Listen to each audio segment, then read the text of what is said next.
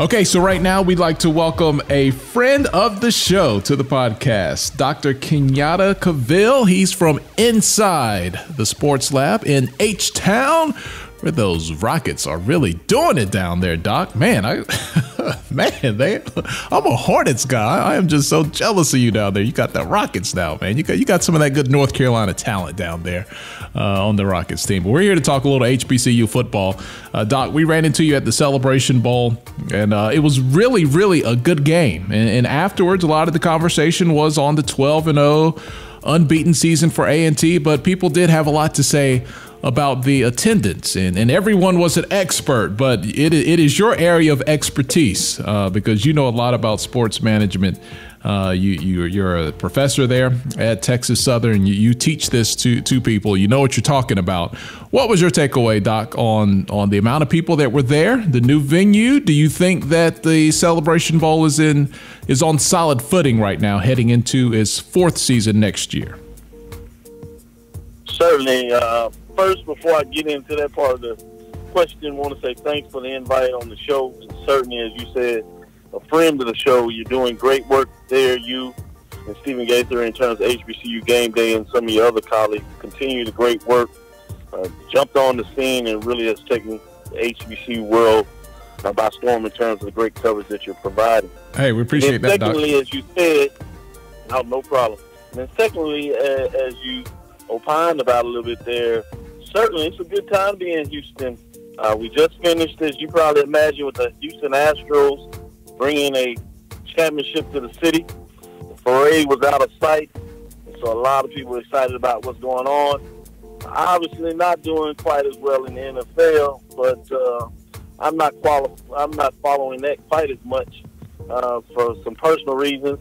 And then obviously as you get into Rocket season, boy, they're playing some significant basketball. But kind of back to your question at hand with the HBCU bowl game known as the Celebration Bowl. You asked, is it on solid ground? I think when you look at it for the most part, let me qualify that with a couple of things. They entered into this on a 6-year contract. So going into the third year, the first 2 years, ratings were above the mark that they set at ESPN, at least according to John Grant, the executive director of the Celebration Bowl, and his reports out that ESPN officials were happy where they were.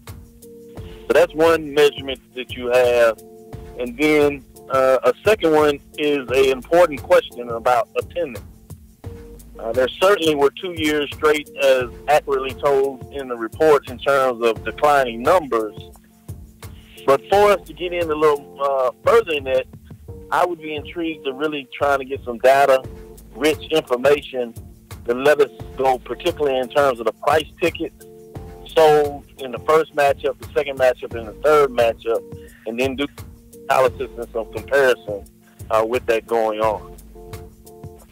Now, it's safe to say that, if you just the simple math. So we had a report, and ticket prices can vary once they get to the school, and the school can sell them at a different price point, because that's part of the package that they get from the Celebration Bowl, is they get an allotment of tickets. But for the average walk-up fan, so year one, year two, the highest ticket price was somewhere in the range of $60. It might have been $75, but somewhere in that range.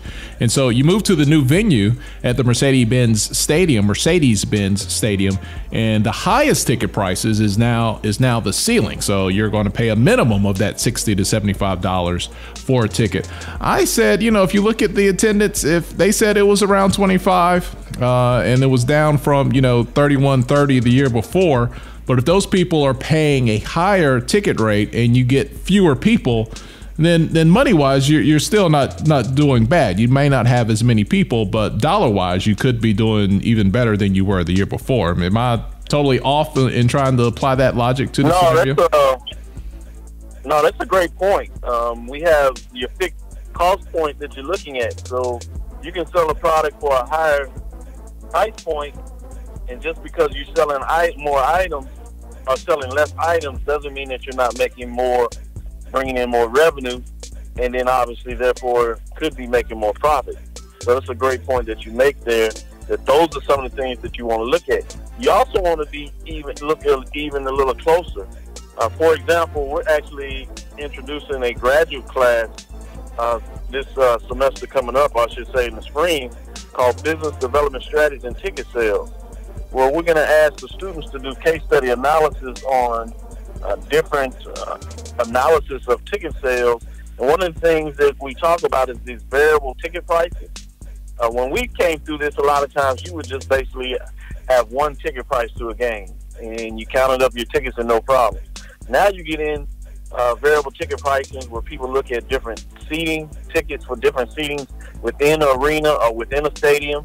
You also may have different tickets for depending on what opponent is coming to your stadium. If they have a higher profile or a bigger brand name, you may increase the ticket prices for that, which gets us into looking strategically in terms of how do you do price points to make sure that you're not pricing your fan base out, which is a significant question this article kind of gets into, or that you're making sure that you actually have your tickets at a price that are appropriate for what you're trying to do and send a message to a specific brand analysis or brand development that you want for your event. Okay, joining us here on the podcast, in case you're just tuning in, we're talking with Dr. Kenyatta Cavil. He's from inside the HBCU Sports Lab down in H-Town in Houston. All right, you can answer this from a fan standpoint, Doc, or you could answer this, from your trained eye from an academic standpoint. Should and when I say they, the Celebration Bowl, being in Atlanta is one thing, but it's not the complete elixir just to say, hey, we want to have this black event and it's going to be successful because it's in Atlanta. Should they add more to it? Is the game enough? Should there be a pregame concert, a postgame concert? I've seen everyone's opinion online. Do you think the game itself is strong enough to stand alone to be the draw that they want it to be? I'll answer that from both, and then I'll even add a third one in terms of a consulting framework. From the first one, from the fan standpoint, I'll be honest with you, I would say you always want an organization or event like that to do more, because you want to be entertained, and that's what you're paying your dollar for, is that entertainment. And so for me as a fan, I like to be entertained, when I get there until I leave, and in various forms. So from a fan perspective, I can unequivocally say that they should do more. From an academic perspective, I would say this is where people are not fans necessarily of us as professors. This is why I would tell my students and say, all right, we need to dig a little deeper and ask some questions.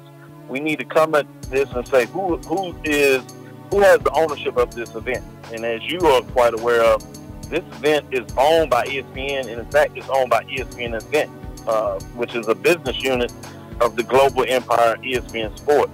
So what is the desire of ESPN Event when we go in there? Well, the desire of ESPN Event is to create events such that they have broadcasting content for ESPN programs. And so right now, you notice that we have like a 2017 Capital One Bowl Mania. And they strategically bought, 30 of the 40-some bowls, or a large percent of the bowls are actually owned by ESPN in regards to owning the television rights to broadcast the game. So where ESPN tends to make their money, most and foremost, is from selling advertisement and sponsorship associated with these bowl games. Now, there is some tie into that obviously is easier to sell when you have an event that showcases, that has exciting content of the game, where your announcers are able to tell a compelling story, which drives interest. And obviously, people have interest oftentimes when it looks appealing on television, meaning that you have a highly attended event, full crowd per se. But ultimately, what they look at from their analysis in terms of this, is this something that works, is does it get high enough rating, and does it keep the interest of fans that are watching it such that they can sell advertising, and from those advertising people, they're interested in putting their product in front of people that are going to buy it. That's how they make money. And you tend to do that for sporting events because people don't turn the channel. because you're so interested in the action. You don't want to miss anything, unlike movies or things of that nature where people can, or television shows where people can TiVo and take out the commercials. So that's from that perspective. Finally, I would say from a consulting perspective is we would want to go in there and investigate, similar to what you do on the research, but we would ask detailed questions in regards to what is your desire, ESPN? What are you looking to get out of this? Why is this important to you? And so based on the answers we get back from that, then we could say, all right, these are some things that you may want to consider. Going back and entertaining the fan is a significant component, because if you do that, that will uniquely go back to those fans that also watch it on television, and you kind of get a cross mix, which allows you to even pour more dividends to what ESPN events and ESPN program, the global network, is trying to do. Hopefully that wasn't too long-winded. No. And you look at those TV ratings, they were actually down as well compared to last season. Last season they got a 2.0, and according to Showbuzz Daily, the overnight rating was a 1.59. Media Watch had the game at a 1.6, but either way, even if you go with the 1.6, that's down 0.4 of a point for ratings-wise. That's right. Compared to last season. I'll ask you one more question before I let you go. This week... Before you do that, I think it's important that we make that note, because that's an excellent point that you're making in terms of the ratings, and that the ratings is down. So we know for most television programs, when you kick off something inaugural event, you're going to get a spike in this rating, which is above and beyond your expectations. And so not a big deal if that's all. You know that you're going to get somewhat of a drop after that. So once you get the drop, the question is what's the normalized number and where does that fit? So you make a beautiful point when you say, all right, have they started to drip below the significant number of where they want this event to be, or are they still above that Mendoza line? So you can see a decline, but the question becomes empirically, is that decline number below or above what their target number is supposed to be? Right, so it's going to settle into the median, or it's going to continue to fall. We don't know what that case may be. What do you say? Is 5 years? Is that a good measurement? We've been in it 3 years so far. Yeah, I would agree with that. I would think 5 years is certainly a strategic mark, and maybe to some degree 4 years, because they're going to start looking at if they're going to extend the contract. So usually 4 years, 5 years. Another note that you want to make is you happen to have one of the same two teams playing in the back-to-back matchups. Is it a paradigm of that particular team that has reduced or increased ratings versus another team? So the other reason that you want to kind of look at 4 or 5 years, it gives you a chance to see hopefully different teams playing there, and see if does that change the magnitude of people's interest, both attendance at the game as well as in terms of ratings of people watching the game. All right, talking with Dr. Kenyatta Cavil from inside the HBCU Sports Lab. Doc, so John Skipper, the president of ESPN, resigned earlier this week, and he was the brainchild behind the Celebration Bowl. He had been pushing for it for like a decade before it even happened. A lot of ESPN talent has come out this week and really spoke to the heart of what he meant to them. And if you're to take everyone at their word, and there's a lot of credible people who have come out and talked about him, he was very instrumental in a lot of the diversity that we now see at ESPN, and he really brought that to the forefront, and it was something very special for him. So I know he had a place in his heart for the Celebration Bowl. He's now out of the mix. Would you be concerned at all that might make the celebration lose any favor, that the guy who it was his baby is now no longer a part of the mix at ESPN? Certainly, I would be concerned, to take it lightly. This business is just like a new AD coming in or a new president coming in. People like what they like, and they want to take things in different directions. It is unequivocally, without question, that Skipper was big on diversity. And you see that in terms of the content on the ESPN. You see that in terms of the people that they hired and where they position them. So without a doubt, that trickles down, as you talked about, the fact that he personally went in with the MEAC presidents and essentially convince them that this is something that they should seriously look at, because this kind of went back and forth in terms of moving forward. So obviously he was probably going to go above and beyond to make sure this bowl had the support it needed in his eyes to be successful, and to some degree maybe even beyond the call of duty. So when you lose somebody that is supporting an event such as like this, or HBCUs and ESPN, I think that is something that you certainly should have some concern over. I think what helps to some degree is he also was important in launching the undefeated. I haven't really got into the analysis of where that is, but from what I've heard originally, that they were outdoing and pacing what the expectations were and doing really well. So the synergy between the undefeated and wanting to cover HBCU sports in this game should help to some degree. But you're absolutely right. The individual coming in is going to be intrigued to see whether they will support this game at the same level as Skipper, as well as the fact, are they on board and seeing the diversity and pushing this even further down the road? Because it was my understanding at one time they were pushing for a 10-year contract. The SWAC president said, no, we'll just set 6. So I think you're asking a wonderful and extremely important question that it would be something that we want to follow closely. Doc, I have a bad habit of saying this was the last question, and then I throw in a bonus question. Just call me Overtime Tolly here.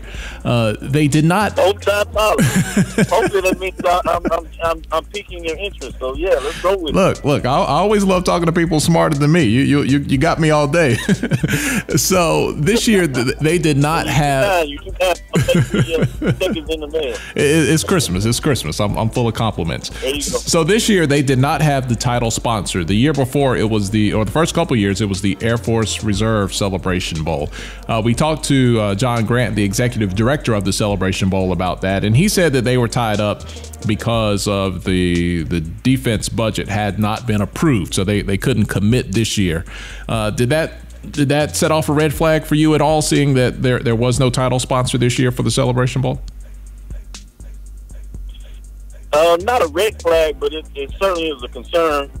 I think the fact that they had the Air Force Reserve Celebration Bowl in the mix, that I thought it was great and potential sponsor moving forward. But it made sense in terms of them dealing with the change of presidential leadership and the way the current president looks at providing financing for defense organizations. So their priority list dropped. And so I think they really liked the fact of supporting it, but it was just a change in leadership at that level. So anytime, again, you get those changes in leadership, it shows you just how quick things can change in terms of what somebody wants to support, whether it's their interest or whether it's a financial decision. And so it'll be intriguing going forward to see if somebody gets on board with partnering with the Celebration Bowl. I would think that you could find a sponsor that likes the mix between the cultural framework of HBCU athletics and their ability to sell products to those individuals that support that game. All right. Well, Doc, we appreciate your time. Dr. Kenyatta Cavil from Inside the HBCU Sports Lab. If you're listening in Houston, where can they catch your show if they're in the Houston area listening to the podcast right now? Thank you. You can catch it locally on KKBQ 92.9 FM HD2. Again, you can catch it locally at KKBQ 92.9 FM HD2. We also do a streaming part of the show, and you can catch that at www.kcoh-tv.com. That's www.kcoh-tv.com, excuse me. And finally, lately we've been doing Facebook Live, and so you can catch this show every Tuesday from 5:45 to 7:15 at a Central Standard Time as we move to an hour and a half for our show. Again, that's 5:45 to 7:15 weekly every Tuesday.